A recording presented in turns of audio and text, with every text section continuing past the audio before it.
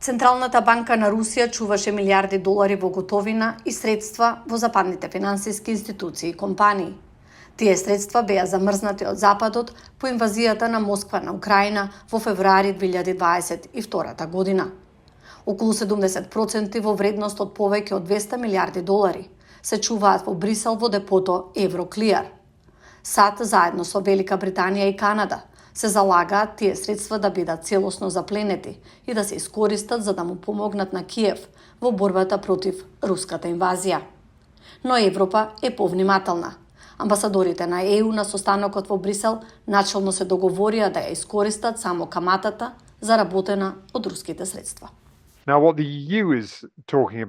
Она за што зборува Европската Унија не е запленување на главнината, туку користење на каматата, која може да изнесува 7 или 8 милиарди долари годишно и користење на тоа во корист на Украина.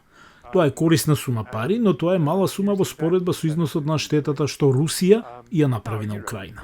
Договорот треба да биде целосно потпишан на состанокот на министрите за финансии на ЕУ следната недела. Официјални представници на ЕУ рекоа дека Русија директно ќе плати за своите злосторства, а првата исплата од милиарди долари треба да биде достапна за купување оружје до летото.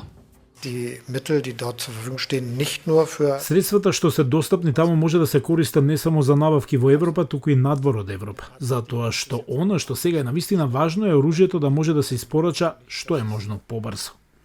Некои во Европа стравуваат дека планот на САД за целосно запленување на руските средства ќе предизвика долга правна битка и оти може да потикне други земји, како Кина, да ги продадат своите инвестиции во евра, дестабилизирајќи ја валутата.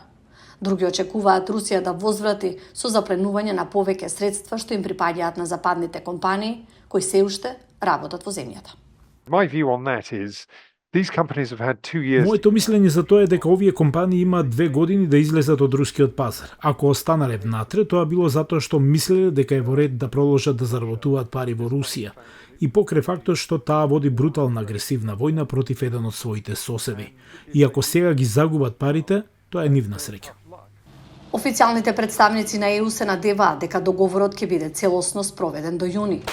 Тоа е моментот кога Унгарија треба да го преземе ротирачкото претседавање со ЕУ.